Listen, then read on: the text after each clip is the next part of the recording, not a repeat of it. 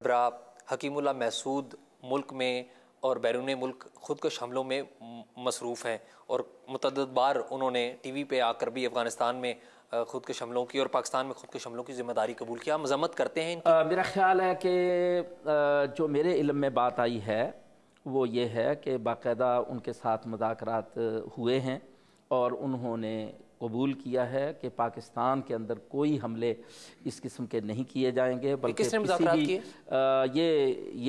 یہ خبریں اس وقت چلی ہیں، میں نے بھی پڑھی ہیں کہ وہ تمام اپنا سلسلہ افغانستان تک محدود رکھیں گے اور پاکستان کے اندر وہ ایسی کسی کارروائی میں شامل نہیں ہوں گے. میرے علم میں یہ بات آئی ہے، یہ بات کس حد تک ہے اللہ عالم، لیکن میں یہ سمجھتا ہوں کہ اگر وہ یہ بات کہہ رہے ہیں تو ہمیں قبول کرنی چاہیے، اور اگر وہ یہ سمجھتے ہیں کہ پاکستان پر دہشت گرد حملے ہونے چاہیے تو پھر ہمیں ان کو سمجھانا چاہیے، علمی طور پر ہر اعتبار سے دلائل کے ساتھ ان کو قائل کرنا چاہیے. تو اللہ کے فضل و کرم سے ہم تو یہ کر رہے ہیں. حافظ صاحب جو حملے لیکن سچی بات یہ ہے کہ کوئی بات واضح طور پر ہمارے سامنے موجود نہیں ہے کہ جس کے اوپر ہم کوئی ان کی شخصیت پر بات کر سکیں. مطلقاً ہم یہ کہتے ہیں کہ خودکش حملے ناجائز ہیں، لیکن ایک شخص کے بارے میں تو ہم اس وقت بات کریں گے نا جب ان کی پوری معلومات ہمیں معلوم ہوں گی اور پھر وہ خود کوئی چیز جو ہے اقرار کرتے ہیں. ایک ہے میڈیا کے اندر ایک چیز آتی ہے، میں مثال میڈیا کے اندر جتنی باتیں آتی ہیں میرا خیال ہے کہ ان کے لیے بہت ضروری ہوتا ہے کہ ان کی تحقیق مکمل ہو. اس کے بغیر میں نہیں سمجھتا کہ میں کسی شخصیت کے بارے میں کوئی بات کہہ سکتا ہوں. حافظ صاحب پاکستان کے اندر جو خودکش حملے لوگ کرواتے ہیں ان کی مذمت کرتے ہیں آپ؟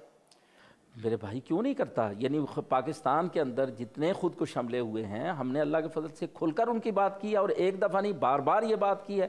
یہ تو اخبارات گواہ ہیں اور سب لوگ اس بات سے واقف ہیں. اچھا حافظ صاحب یہ بتائیے کہ پاکستان کا ایک عدالتی کمیشن بھارت جا رہا ہے ممبئی حملہ کیس میں، اس پر کیا تبصرہ کریں گے آپ؟ دیکھیے جی، جو اس وقت عدالتی کمیشن جا رہا ہے میرا خیال ہے کہ یہ مسئلہ عدالت میں ہے اس وقت، اور میرے علم کے مطابق عدالت نے فیصلہ کیا ہے جو بمبئی کیس اس وقت ڈیل کر رہی ہے، اس عدالت نے فیصلہ کیا یہ کمیشن جائے.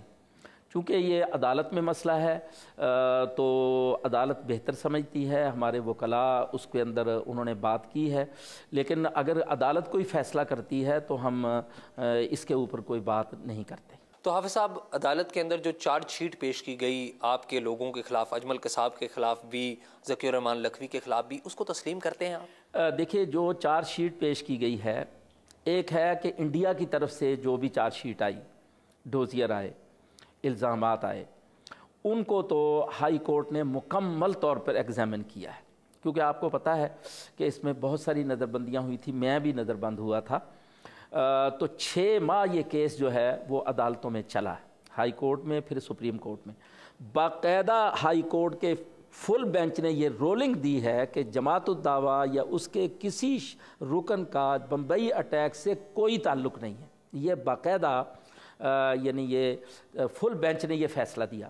اسی طرح سپریم کورٹ نے اس فیصلے کی تائید کی. تو الحمدللہ اس مسئلے کے اوپر جماعت الدعویٰ کو کلیئر کیا گیا، مجھے رہائی ملی، سمجھ آ گئی ہے، اور یہ فیصلہ ہمارا عدالت کا فیصلہ ہے، یہ کوئی عام فیصلہ نہیں ہے. حافظ صاحب وہ تو آپ جس فیصلے کے ذکر کر رہے ہیں اس میں تو آبزرویشن تھی کہ ابھی یہ فیصلہ ہونا باقی ہے، کیونکہ نہیں، اس میں رولنگ ہے. آپ اگر آپ کہیں تو میں اس کی کاپی آپ کو دے سکتا ہوں فیصلے کی. فیصلے میں رولنگ ہے کہ جماعت الدعویٰ اور اس کے کسی رکن کا بمبئی اٹیک سے کوئی بات ثابت نہیں ہو رہی، اس لیے یعنی یہ بالکل اس سے بری ہیں. الحمدللہ یہ فیصلے میں رولنگ ہے. تو حافظ صاحب یہ جو پنڈی میں انسداد دہشت گردی کی عدالت میں آپ کے لوگوں کے خلاف مقدمہ چل رہا ہے، یہ کیا ہے؟ یہ بات ایف آئی اے کی طرف سے اس وقت یہ مقدمہ جو ہے نا جی وہ درج ہے، اور وہ اس کو چلا رہے ہیں. ہم نے بھی وکلاء اس کے اوپر قائم کیے ہوئے ہیں. اللہ کے فضل و کرم سے یہ ٹرائل چل رہا ہے اور مجھے امید ہے کہ انشاءاللہ اس کا فیصلہ ہمارے حق میں آئے گا. آپ سمجھتے نہیں ہیں کہ ذکی الرحمان لکھوی واقعی ان لوگوں سے رابطے میں تھے؟ کچھ ٹیلی فون کالز بھی سامنے آئی ہیں. نہیں, یہ سب انڈین پروپیگنڈے میں شامل ہے. اس میں کوئی ایسی چیز موجود نہیں ہے. یہ بار بار اصل میں انڈیا نے اس مسئلے پر اتنا پروپیگنڈا کیا ہے. چوتھا سال جا رہا ہے کہ وہ جناب جو پہلے دن جس سطح کی انہوں نے بات کی تھی تو وہ اس پروپیگنڈے کو اسی سطح پر لے کے جا رہے ہیں. بلکہ مجھے دکھ ہے, یہ میں شاید آپ سے بھی اس کے بارے میں اپنے دکھ کا اظہار کروں گا کہ انڈین میڈیا نے الزام تراشی میں جو کردار ادا کیا ہے, پاکستان کے میڈیا نے یعنی پاکستان کے حق میں, میں اپنی بات نہیں کر رہا کیونکہ یہ پاکستان کا کیس ہے, اس کو واضح کرنے کے لیے ہمارے میڈیا نے کوئی کردار ادا نہیں کیا. یہاں خاموشی اختیار کی گئی اور یہ یک طرفہ پروپیگنڈا انڈیا کی طرف سے ایسا چلایا گیا ہے کہ بین الاقوامی سطح پر بھی اس کو تسلیم کر لیا گیا.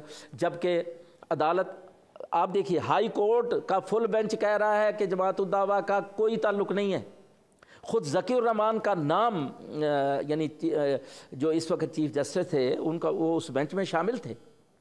بلکہ میرے نام کے ساتھ ذکی الرحمان کا نام بھی شامل تھا کہ ان کا کوئی تعلق ثابت نہیں ہو رہا. یہ ہائی کورٹ کی رولنگ میں موجود ہے, آپ کاپی لیجئے. تو افسوسناک بات یہ ہے کہ ان چیزوں کو ہم میڈیا میں تو لاتے نہیں ہیں. حافظ صاحب, جو ممبئی میں ہوا 26 نومبر 2008 کو 28 نومبر تک وہ جاری رہا, مذمت کرتے ہیں آپ اس کی؟ اس کی جو 26 نومبر کو انڈیا میں واقعہ ہوا. دیکھیے, ہم نے یہ کہا ہے اور واضح طور پہ کہا ہے کہ خام خواہ جو لوگ مارے گئے, ہم تو الحمدللہ اسی روز جب یہ بات ہوئی تھی, شاید آپ کا چینل بھی موجود تھا اس کے اندر, ہم نے کہا تھا کہ بالکل ہم اس کو صحیح نہیں سمجھتے. تو آپ مذمت کرتے ہیں ان لوگوں کی جنہوں نے یہ واقعہ کیا؟ جو لوگ معصوم لوگوں کی جانیں لیتے ہیں ہمیشہ مذمت کرتے ہیں. اس پر بھی مذمت کی ہے ہم نے. بہت بہت شکریہ حافظ. اچھا جی, تھینک یو.